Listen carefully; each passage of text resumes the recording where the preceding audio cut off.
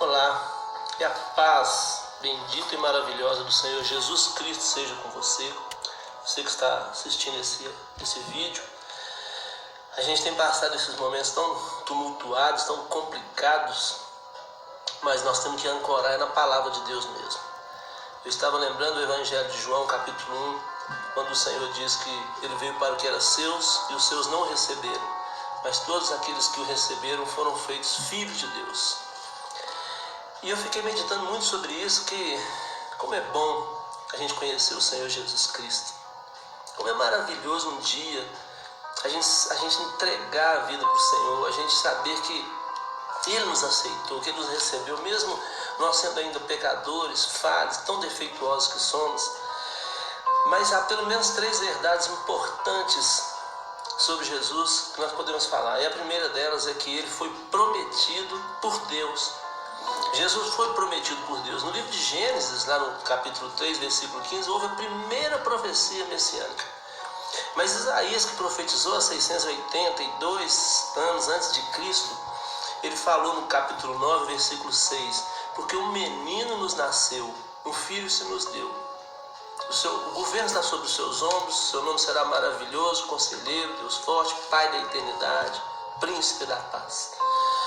Agora imagine você, há 687 anos antes de Cristo, ele veio há cerca de 2000 anos. E essa palavra é viva até hoje no meu coração e no seu coração. Nós estamos vivendo esse momento tumultuado, especialmente alguns dizendo que tem origem da China, e a gente não tem muito o que dizer sobre isso, porque são tantas especulações, né? E eu não gostaria de, como um homem de Deus, lançar isso sobre ninguém, culpar ninguém disso, porque eu posso estar cometendo um grave erro. Porque o que eu sei bem sobre isso é que se tem alguém responsável, controlando tudo isso, meu amigo, é o Senhor. Porque ninguém pode fazer nada se Deus não permitir. Porque algumas coisas interessantes estão acontecendo. As famílias agora estão ficando mais juntas, ainda que descubram os defeitos uma das outras. Os filhos, talvez alguns, vão gostar um dia de dizer: nossa, como foi bom aquele vírus. Porque os pais ficaram dentro de casa, eles puderam deitar com seus pais, puderam sentar no sofá com os pais, puderam talvez contar histórias, tocar violão, cantar. Mas o mais interessante sobre a China é que na década de 60, conta-se, né? Eu já li sobre isso, nunca estive na China, que os crentes de lá, os homens, mulheres de Deus, cristãos especificamente, eles rasgavam partes, né, fragmentos da palavra de Deus e distribuíam entre eles. Então eles guardavam aqueles aspas, aqueles pedaços, né, aquelas páginas, e mantinham essa leitura em casa. Alguns até decoravam aquilo como se fosse um alimento, sabe? Se você estivesse comendo algo gostoso. E depois de 2 dias, eles trocavam, né? Eu passava minhas páginas para uma pessoa, aquela pessoa me passava as suas páginas. E era assim a forma que eles guardavam e estudavam as Escrituras. Hoje nós estamos no céu, estamos no paraíso. Temos tudo. Tomara, você que está me ouvindo, nesse período de isolamento, sua Bíblia não esteja toda cheia de poeira. Tomara você tenha se dedicado um pouquinho sobre buscar as coisas de Deus. E quanto mais nós falamos de Jesus, mais nós nos parecemos com Ele. Eu me lembro de uma história antiga que um cidadão contou que ele, na sua escola, tinha um garoto que gaguejava muito. E os outros amiguinhos desprezavam muito aquele rapaz. Então ele ficava sempre isolado nos cantos. E um dia ele sentiu no coração, falou: eu vou ajudar aquele garoto, ele é muito isolado. Então aproximou-se dele e fez amizade com ele. E os dois começaram a sair junto no recreio, hora de ir embora, um ajudava o outro a carregar livros. E eles se tornaram amigos. Mas em determinado dia, esse homem em casa, conversando com a sua mãe na cozinha, a mãe percebeu que ele estava gaguejando também. E a mãe diz: meu filho, você está gaguejando. Aí logo eles concluíram que por ele ter se envolvido e ficar muito próximo daquele jovem que gaguejava, ele também começou a gaguejar. Então, você e eu, se nós nos aproximarmos mais de Cristo, mais nós vamos parecer com Cristo. Mas nós vamos gostar daquilo que Cristo gosta. Esses dias eu tive uma experiência interessante que a gente aprende, se alguém te ofende, e você guarda aquilo e é normal. Você vai dormir com aquilo, você vai tomar café com aquilo, você vai almoçar com aquilo, vai tomar banho com aquilo. Se nós aprendermos a olhar para o outro e pensar qual é a motivação dele, ou pensar ele ou ela, é muito imaturo, eu vou sofrer menos. Era assim que Jesus fazia. Me lembro do episódio que Jesus estava sendo interrogado, um soldado esbofeteia Jesus. E Jesus olha e diz assim: mas se eu dei testemunho do mal, fale sobre o meu mal. Mas se não, por que me esbofeteias? E eu fico lendo assim, vendo essa palavra, pensando: você já imaginou quando Jesus ressuscitou, se esse guarda que esbofeteou Jesus encontrasse com ele na rua e visse e pensasse: meu Deus, ele era verdadeiramente o Filho de Deus, eu esbofeteei o Filho de Deus. Sabe, isso não está escrito na Bíblia que ele encontrou com Jesus, eu só estou dando um exemplo. Mas se encontrasse, sabe o que eu penso? Que Jesus ia aproximar-se dele, dar-lhe um abraço, chamar de amigo, porque foi assim que ele fez com Judas. Então a primeira característica de uma verdade absoluta sobre Jesus é que ele foi prometido por Deus. Segunda verdade absoluta: Jesus nasceu. Sabe por quê? Jesus não é uma historinha, não é uma carochinha. Jesus não é algo que foi inventado, não. Jesus nasceu, Jesus viveu, a história prova isso. Você pode pesquisar em vários lugares, pessoas que viveram lá, que escreveram sobre isso, atestaram que ele viveu, que ele é verdade. Então, às vezes eu gosto muito de ler a palavra de Deus meditando como se eu estivesse naquele lugar. E eu imagino, eu gosto muito da história do cego de Jericó, de Marcos capítulo 10. Aquele cego está lá sentado à beira do caminho, quando escuta aquele tropel, e ele pergunta o que é, e alguém diz para ele: é o Jesus de Nazaré. Então ele, rapidamente, ele grita assim: Jesus, filho de Davi, tem pena de mim. Aí eu te pergunto, quem contou para o cego que Jesus era filho de Davi, se Jesus não era filho de Davi? Não é? Como o cego sabia? Por que o cego chamou Jesus de filho de Davi? Possivelmente ele tinha um conhecimento da Escritura. Porque mesmo Jesus não dando atenção, ele gritou de novo: Jesus, filho de Davi, tem compaixão de mim. Então Jesus para e diz para ele: o que queres que eu te faça? É que eu torne a ver, Senhor. Então veja. Então Jesus curou aquele homem. Quanto mais nós nos aproximamos dele, mais nós aprendemos sobre ele.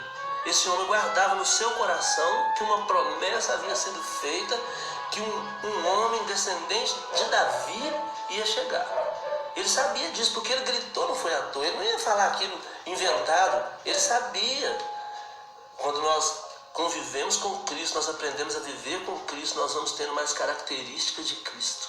Quanto mais você fala de Cristo, mais você se parece com Ele. Assim como os filhos adquirem as características dos pais, nós adquirimos as características de Cristo. Eu já tive algumas oportunidades boas, sabe, de mostrar o que Cristo fez na minha vida. A transformação que Ele causa quando nós entregamos a nossa vida para Ele.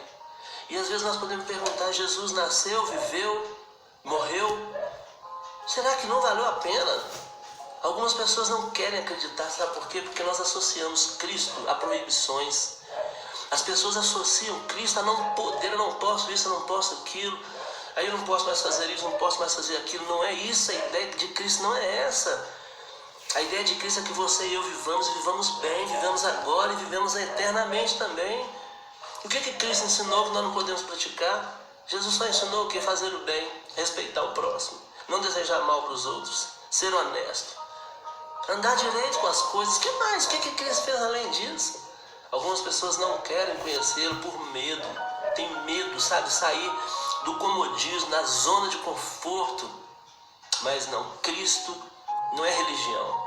Cristo não é uma opção de vida que nós fazemos, não. Cristo é Deus. Foi Deus encarnado em Jesus, que andou, que viveu, que morreu e que ressuscitou. Então a segunda verdade específica, real sobre Jesus é que Ele nasceu, e Ele viveu e Ele morreu. Logo, na primeira característica de Jesus, Ele foi prometido por Deus. A segunda, Ele veio, nasceu, viveu e morreu. Então encerra com a terceira verdade absoluta sobre Cristo: Ele vai voltar. Cristo voltará. Sabe por que Ele vai voltar? Porque o próprio Cristo prometeu. O apóstolo Paulo falou algo tão maravilhoso quando a gente pensa o que Cristo veio fazer por nós, como que Ele mudou nossa vida, nossa história. O apóstolo Paulo fala assim: pela graça sois salvos mediante a fé. E isso não vem de vós, é dom de Deus, para que ninguém se glorie. Porque se nós gloriarmos, nós tomamos a glória dele. Quando Ele voltar, a glória é dele. Antes dele voltar, a glória é dele. Mas Ele vai voltar, foi a promessa que Ele fez. Jesus, Mateus capítulo 28, também prometeu. Ele falou: ide por todo mundo, pregar o evangelho a toda criatura, batizando-os em nome do Pai, e do Filho e do Espírito Santo, e ensinando-os a guardar todas as coisas que vos tenho ordenado. E eis que eu estou convosco todos os dias até a consumação do século. Olha isso. Quando Jesus foi assunto aos céus, Ele disse: eu vou para a casa do meu Pai. Na casa do meu Pai há muitas moradas. Eu vou e vou vos preparar lugar. E quando eu for e vos preparar lugar, eu voltarei e vos levarei para que onde eu estiver estejais vós também. E se assim não fosse, eu não vos teria dito. Então Jesus vai voltar.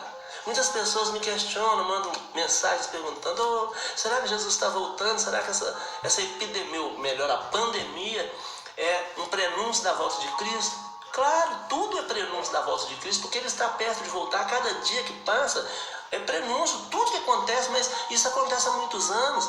Já tivemos crises das mais diversas aí, já tivemos tantas epidemias terríveis, pai contra pai, filho contra filho, nação contra nação, reino contra reino. Isso tudo é prenúncio da volta de Cristo. Mas sabe de uma coisa? Eu me atrevo a te falar que Ele não vai voltar agorinha não, porque Ele falou que vai voltar quando todos estiverem desapercebidos. Ele não vai voltar na hora da crise agora, Ele vai voltar quando todos estiverem tranquilos, como um ladrão na noite, foi o que Jesus disse. Mas a minha preocupação maior agora não é que Ele volte. A minha preocupação maior agora é que eu esteja preparado para quando Ele voltar, eu esteja pronto para estar com Ele na glória. Minha mamãe está já velha, 87 anos, problema de saúde, e ela me disse essa semana, falou: meu filho, fala com todos os nossos parentes, que a hora que Cristo voltar, a hora que eu partir, diga para eles, todos, que eu estou salvo em Cristo, meu Redentor. Oh, glória. Ela falou aquela vozinha fraquinha, mas disse: meu filho, não sofra, não se preocupe. Eu estou preparadinha para a hora que Cristo quiser me levar. Então, Ele vai voltar. Ele prometeu que vai voltar. E Ele não precisava prometer se não fosse assim. Então Ele vai voltar. Jesus vai voltar para buscar aqueles que creem nele. Então eu espero que você que recebeu esse vídeo, seguramente você vai prestar atenção nessa palavra, porque ela não é minha não, ela é de Deus. E essa palavra te trouxe 3 verdades absolutas, reais e imutáveis sobre Jesus. Primeiro é que Ele foi prometido por Deus. Segundo é que Ele viveu, morreu e ressuscitou. E a terceira é que Ele voltará. E eu espero do fundo do meu coração que você abra o seu entendimento, abra a sua alma, aprenda sobre Jesus, imite a Jesus, pareça mais com Ele, fique mais parecido com Jesus Cristo. Há um programa na televisão que chama Acumuladores. Esse programa é interessante, que as pessoas acumulam tudo que não presta na sua casa, e eles começam a comprar tantas coisas inúteis e eles vão entulhando as suas casas. De repente eles não conseguem passar por ali, sabe? E eles vão acumulando coisa, uma cultura inútil. Acumula lixo dentro da sua casa e vai tumultuando aquilo. Agora traga para o lado espiritual. Nós também acumulamos lixo na nossa mente. Se você assiste televisão, principalmente essa Globo lixo que tem aí, elas enchem a nossa cabeça, desviam o nosso pensamento, desvirtuam a verdade de Deus para nós, desestruturam as famílias, trazem informações que podem prejudicar a nossa vida, a nossa casa, a nossa família. Então tomara que você que está me ouvindo agora, que está me assistindo aí, guarde no seu coração essas 3 verdades. Jesus foi prometido por Deus, Ele viveu, morreu, ressuscitou, e terceiro e por fim Ele voltará. Espero do fundo do coração que estejamos preparados para quando Ele voltar, que estejamos prontos para ir para a glória com o nosso Jesus Cristo, aquele que morreu por nós, que sofreu por nós, mas que ressuscitou por nós e que preparou uma morada para nós. Tomara você e eu estejamos prontos para irmos para a glória com o nosso Deus.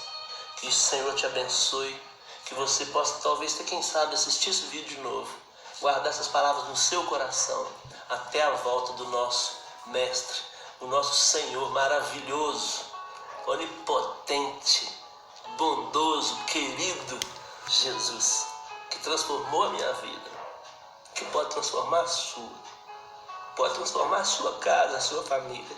Entregue o seu coração para Ele. É o que Ele quer, é o que Ele espera. Ele veio para isso, para salvar você e eu da condenação eterna. Guarde essa palavra no seu coração. Senhor, em nome de Jesus Cristo, Pai, peço ao Senhor agora que essa palavra possa fazer uma transformação na mente, no coração dessa pessoa que está assistindo agora. Que o poder e a graça do Senhor, pelo sangue de Jesus, sejam sobre essa vida. É a minha oração, em um nome precioso e maravilhoso do Senhor Jesus Cristo. Deus te abençoe.